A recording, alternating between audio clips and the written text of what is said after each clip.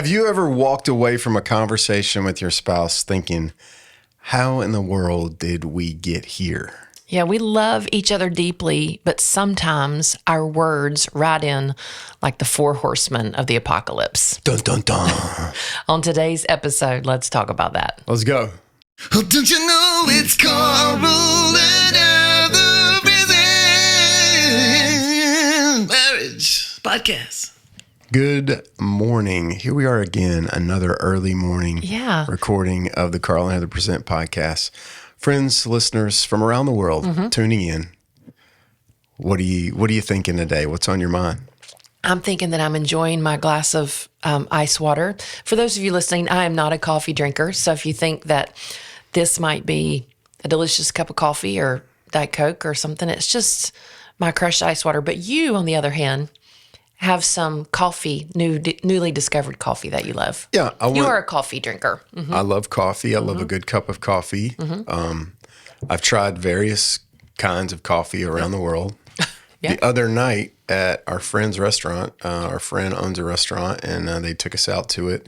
Shout out to Kokomo. It's called Kokomo Trading Company. He had his own coffee specially roasted for his restaurant, and he gave me a cup of it, and it was fantastic. And I'm having he gave me some to take home, and I'm having the last little bit of it right now. That was service to the end, and I like what they said about how we hate going to restaurants, and you get a great meal and a great dessert with crappy coffee. Yeah. So we wanted anyway. I don't know why. Go drink to Kokomo. Coffee and eat food at Kokomo Trading Company. Today's episode of Carl and Heather Present brought to you brought to you by this cup of coffee. Cup of coffee. So anyway, okay. Today we are talking about the four horsemen of the apocalypse. Now, for those of you that might not be up on your Bible reading, you might be like, what in the world does that mean? I think it's Revelation 6, where it talks about the four horsemen of the apocalypse.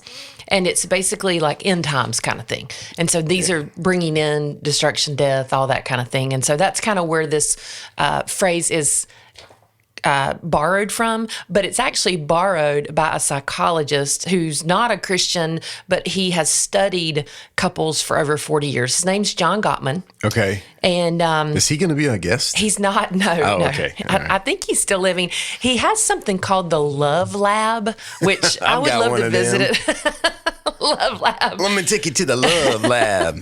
But it's just a place where he has observed couples over time. And here's what's interesting.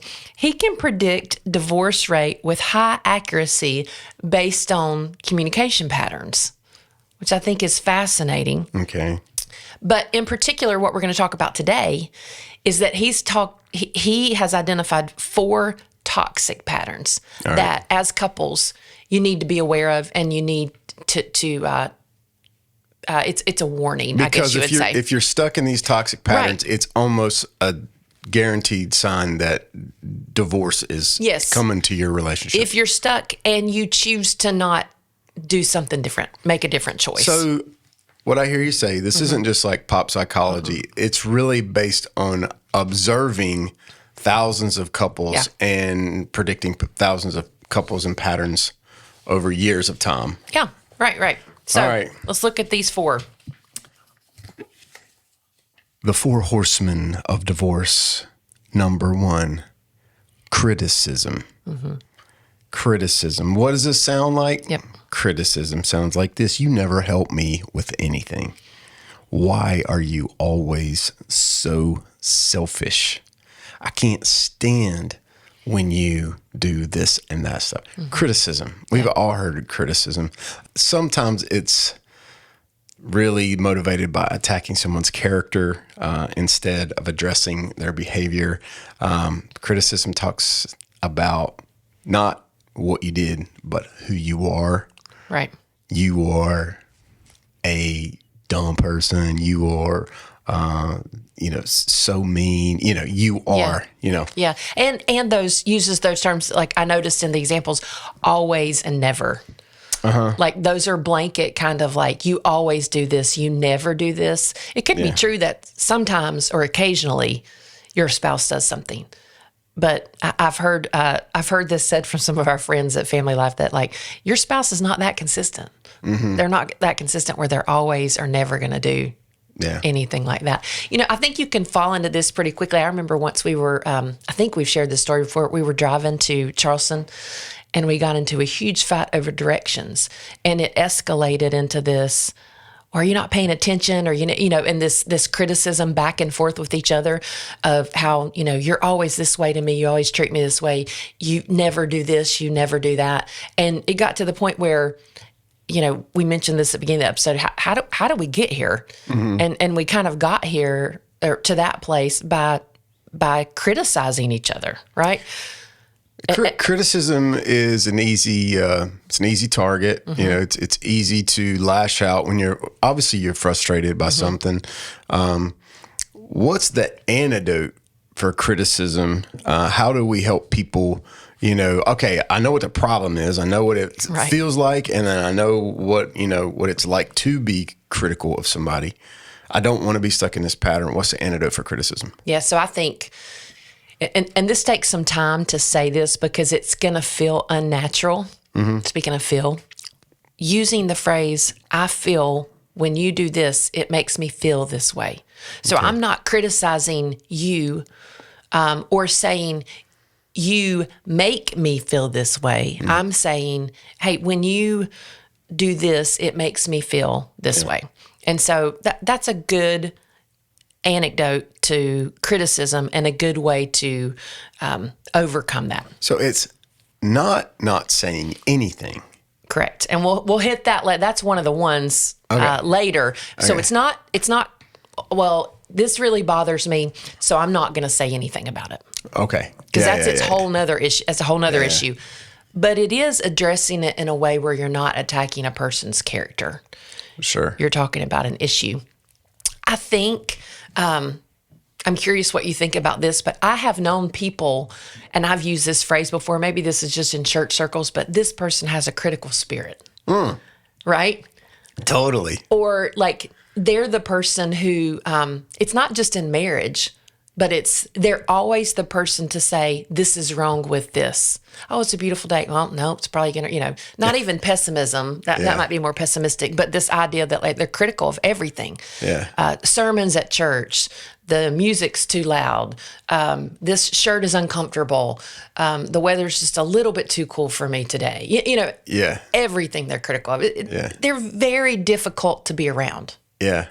I think that personality type is also corresponds to people who aren't content in their circumstances. The Bible has taught us in a couple of different places, to be content in, sometimes it even talks about being content in suffering and in challenging circumstances, whether you have plenty or you don't have nearly enough. Being content, and that sometimes contentment and criticism are in opposition to one another. That the more criticism a person tends to express, the less contentment that they have. It's a little bit of a balance, because I am a person who I can be critical of things. Like I want things to be awesome. I want things to be great. Could it be a little bit better? You know what I mean? Like, I know you've been on the wrong end of that with me before. Like, like this food, you made food. It's good. I have food, but like, did you use any salt at all? I probably just use salt. Just for our listeners, pretty much the only seasoning I use in cooking is salt. I could be totally content, with whatever it is. You made food. That's great. I love it. Or I could say like, yeah. Could use a little more of this. Yeah. Okay, that's a good thought, because instead of saying things like critical things like, you never help me, you always do this, try saying how it makes you feel. Hey, babe, I feel overwhelmed. Could you help me clean up the kitchen tonight? Instead of saying, you never help me clean up the kitchen, or you never help me go, just as an example, whatever, And so how I'm feeling, asking for a friend. Here's your move. Instead of saying, I feel overwhelmed, will you help me to clean up the kitchen tonight? Yeah. You will say, do you want to clean up the kitchen tonight? And I'm like, nah, I don't want to. No, I'd rather not. Blow up. We're learning ourselves, guys. Okay. All right. So that's the first one, criticism. Second one, and I will say this is the most dangerous one. As Gottman identifies it, he says this is the most dangerous, and it's contempt. Contempt. So what does contempt look like? It looks like eye rolling, sarcasm, a mocking tone, or just name calling. This is the strongest predictor of divorce. Contempt. Contempt. Sounds like such a harsh word. It does, but I think some of these, like some people would say, well, I mean, if you look at these eye-rolling, sarcasm, mocking tone, name-calling. So my sister, when she was really little, made up this song because she was, you know how kids go through this phase where they lie? Yeah. And then she says, she made up this song and it's tell one lie leads to another, tell two lies to cover the other, tell three lies. Oh, brother, you're in a house of lies. And it goes on to say really That's some bars. funny things. It's great. It's really good. I would endorse that. I would not criticize that song. This, I think, is these things lead to that. Yeah. Or maybe have a root of contempt. So eye rolling in itself, if you're like, well, I mean, if she does something stupid, I'm going to roll my eyes. Is that like, I'm not content. I don't feel contempt towards her. Yeah. But it's that whole one thing leads to the other. It's this snowball effect, that eye rolling, sarcasm, mocking them. Or I think name calling is a big one. We've said this before, but words build worlds. Mm-hmm. And when you choose in your family, and maybe you're listening today and you're like, I've been name calling. Maybe today's the day where there's a line in the sand and you say no more. Because I think sometimes we need to make small changes. Other times there need to be things that we say, hey, we're stopping this today. We're not doing this because this is leading us to a place that we might not be able to come back from. What about the person is married to somebody who has just been, man, time after time after time after time, they have disappointed, they have betrayed, they have lied, they have done all these behaviors that it makes contempt grow in us. Sure. I mean, how many times do I have to forgive you? 70 times 7. Okay, I know what that means, but golly, this is wearing me thin. What about, I can see how contempt can grow in that environment. Let's talk about, like, for that person. How do you do that? I think there are a couple things. I think, first of all, sin, which contempt would be sin, unchecked. All sin grows in the dark. And so I say that because it has to be drug into the light, confessed, hey, Lord, I'm feeling contempt towards my husband, towards my wife. Confess that. That's the light. And then community. Like if you have a safe place where you can talk about your feelings. Now, I'm not talking about, I'll let you talk about the male side of this, but for the female side, I'm not talking about a male bashing circle. I'm not talking about girlfriends where you're like, hey, we're in the men haters club. That's actually its own issue of, in and of itself. Kind of reinforces contempt. Oh, yeah. I'm talking about, hey, I need somewhere to just be honest about how I'm feeling. I need you to pray with me.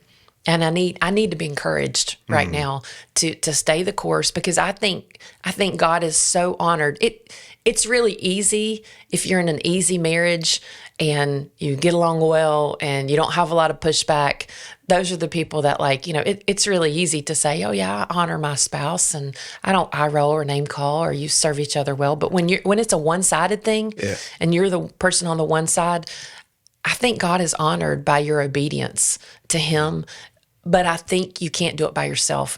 And I think part of that you want to do by yourself, because if you are in a relationship where your spouse is unloving, or you're the one that's kind of pulling all the weight, so to speak,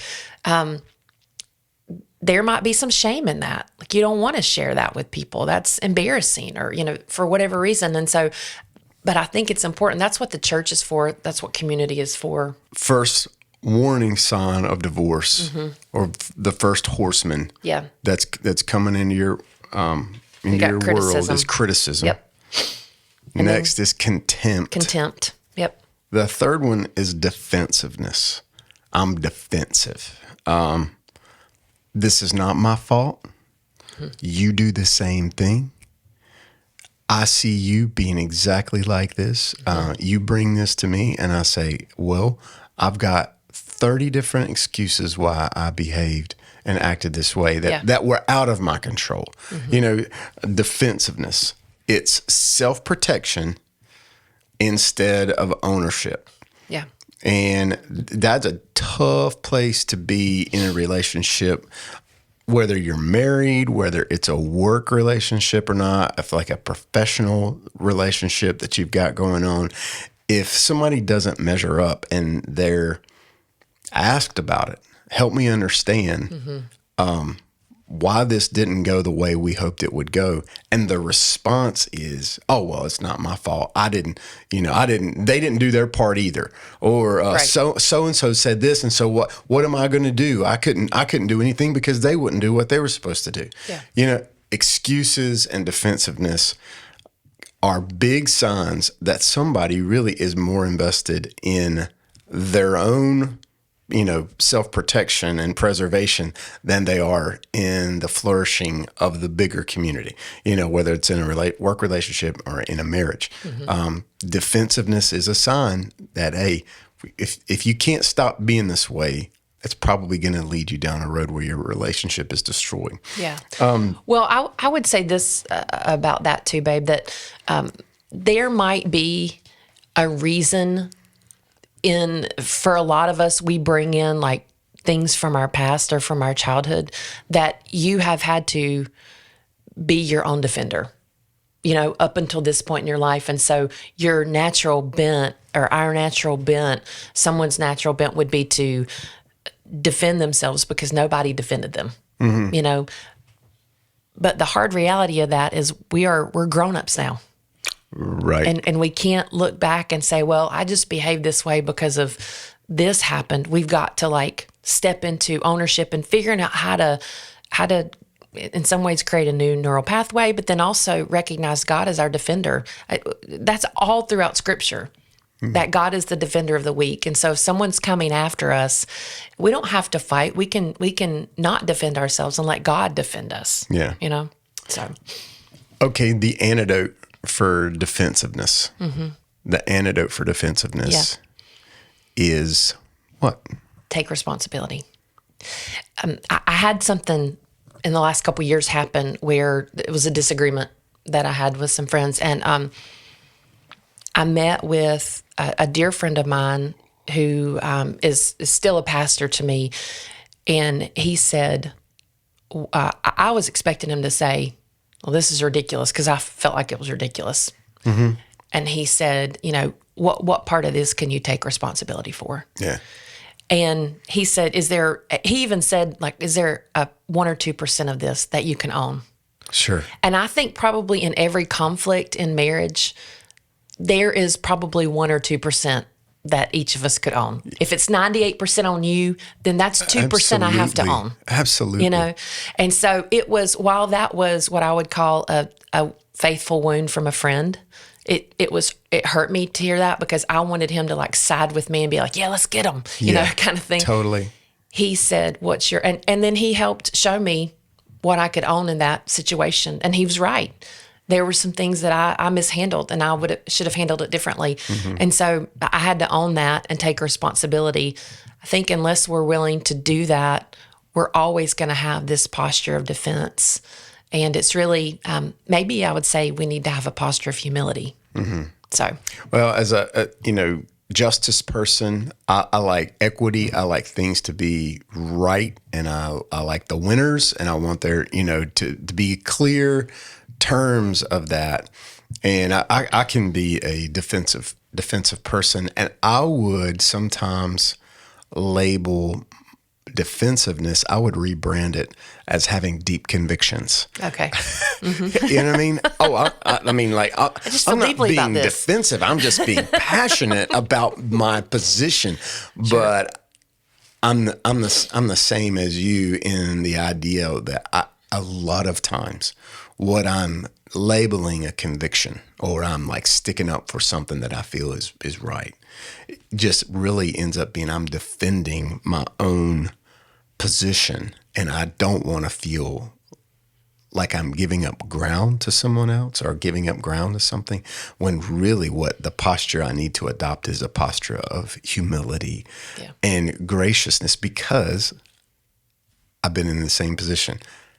There is a part of every conflict or every problem that people have interpersonally. Mm-hmm.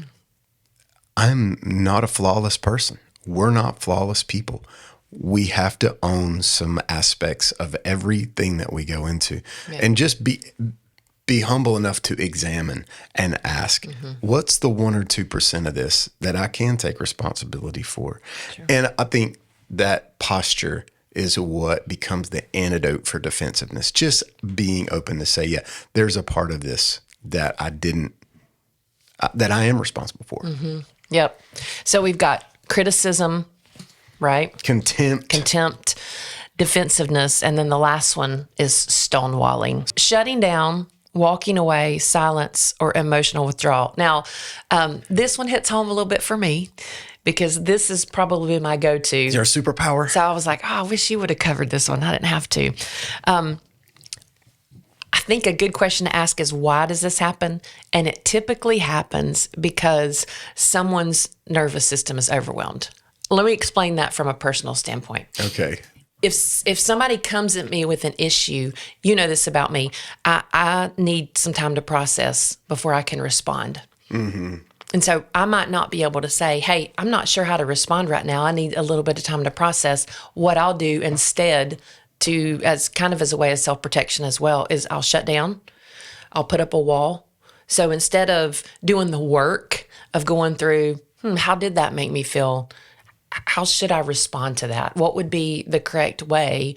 It's just a lot easier and simpler to put up a wall, to emotionally disconnect, because then it requires less work.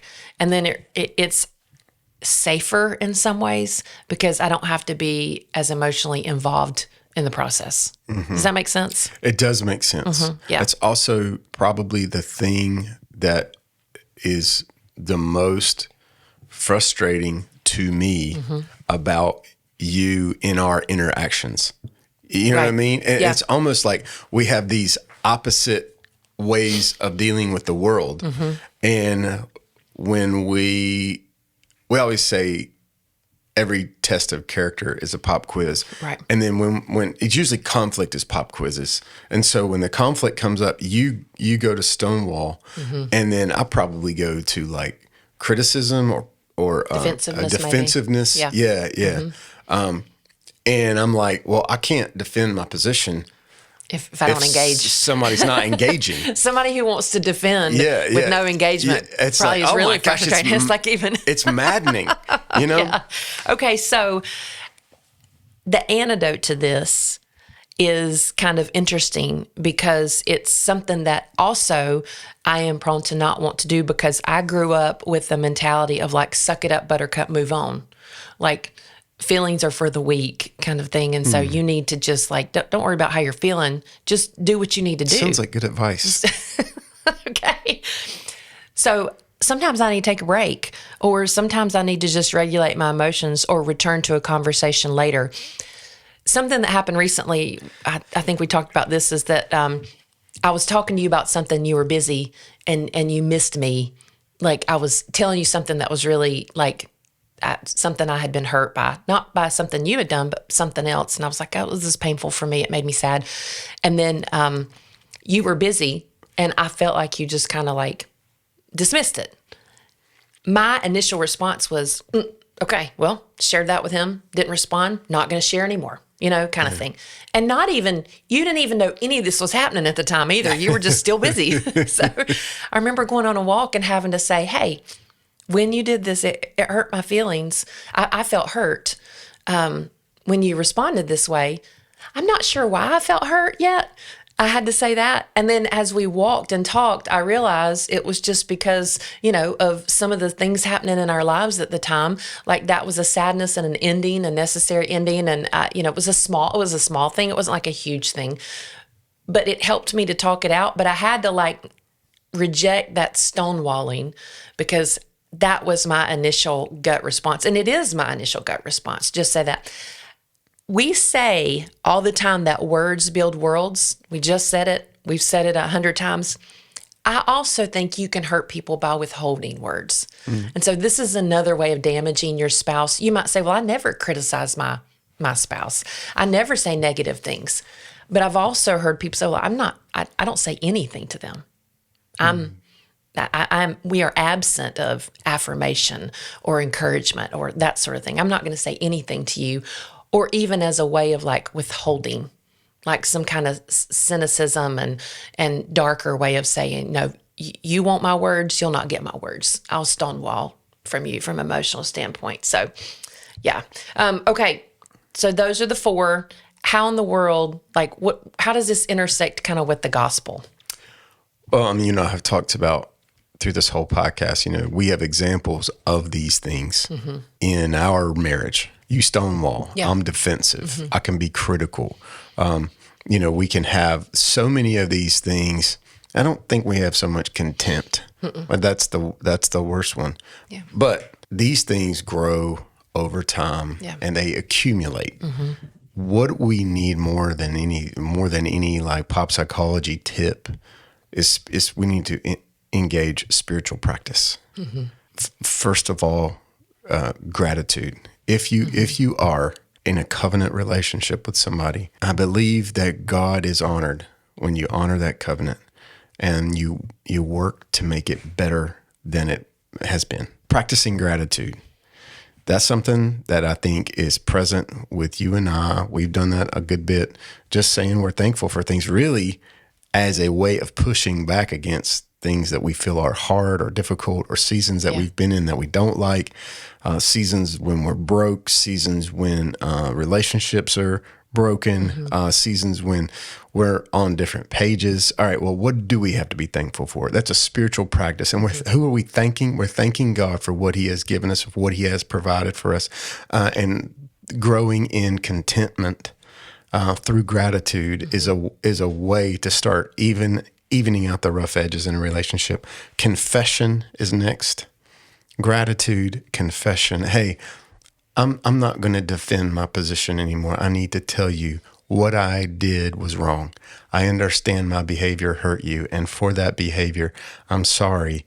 I confess to you I was wrong. I won't do it again. Confession. What does that look like?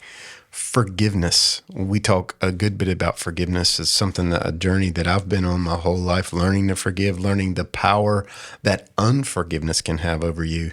I'm releasing you from this debt. Even if you owe it to me. As an act of grace, you're forgiven. That's a spiritual practice.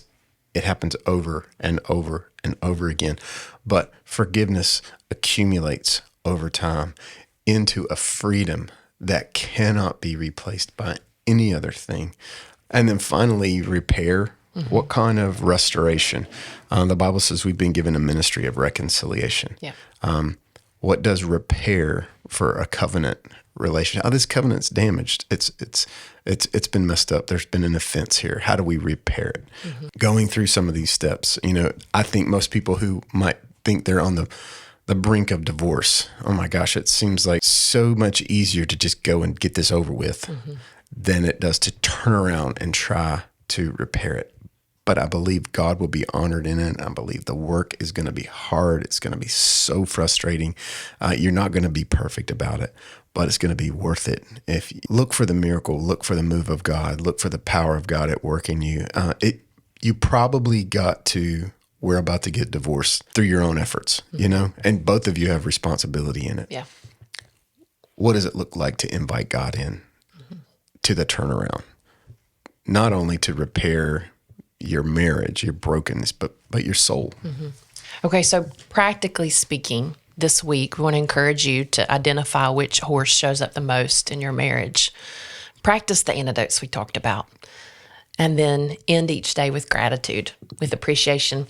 I want to end with a verse that has really, I think, helped with all of these, and it's Philippians 2:3-5, and it says, "Do nothing out of selfish ambition or vain conceit, but in humility consider others better than yourselves. Each of you should look not only to your own interests, but also to the interests of others. Your attitude should be the same as that of Christ Jesus. I think that encompasses all 4 of those. If we can if I can look to you and say, hey, I'm going to think about you before I think about me. And I'm going to try to have the attitude of Christ this week, today, daily bread, today. Then that will help us overcome these 4 horsemen of the apocalypse. And we can replace criticism with kindness and contempt with honor, defensiveness with humility, stonewalling with presence. Then we'll reflect the love of Christ in our homes and really to the world around us. We want to pray for you, especially those of you who do feel like you're on the brink of divorce. If you want prayer, the email address is hi@carlandheather.com. We're also on Instagram. You can message us there. I'm Carl Carty. Heather is heather.carty. We want to pray for you. We want to be in your world. We're cheering for you. And we want you to be thriving and flourishing in your marriage. Yep. Thanks for listening. Yep. Together on purpose. Together on purpose.